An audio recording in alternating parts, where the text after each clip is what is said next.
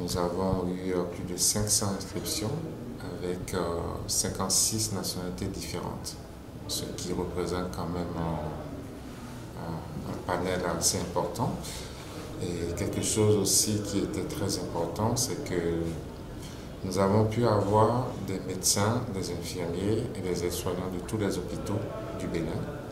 C'était un objectif qui était atteint, ce qui veut dire que dans tous les hôpitaux du Bénin, on a entendu, il y a des gens qui ont eu cette formation et c'est quelque chose qui est très bénéfique pour le pays. Le retour, oui, il y a eu,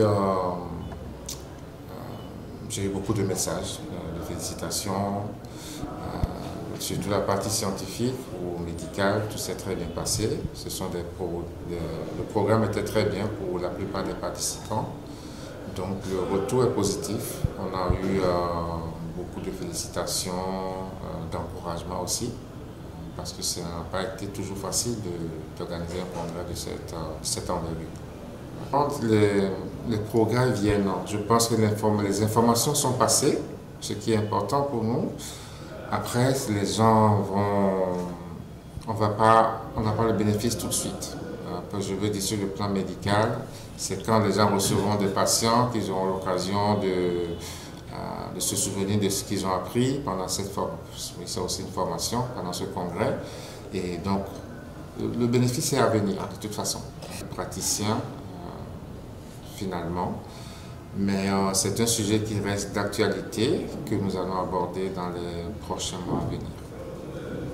Et les gens qui sont venus d'ailleurs, ça veut dire qu'ils n'ont pas pu vraiment se rendre compte de la situation de la drépanocytose au Bénin.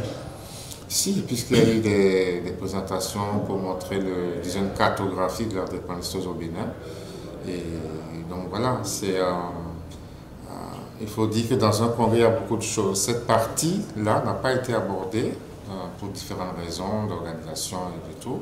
Mais c'est un sujet, comme je dis, qui reste d'actualité et qu'on nous aurons l'occasion d'aborder. En fait, ce sujet, ça fait à lui seul un congrès. Okay. Donc c'est ça. Okay. Congrès, on va retourner à Strasbourg au mois d'octobre prochain. Donc on a été très heureux de pouvoir organiser ce congrès pour la première fois en Afrique et dans d'autres pays. Maintenant, nous allons retourner à Strasbourg et puis dans les années à venir, probablement, on retournera dans un autre pays d'Afrique.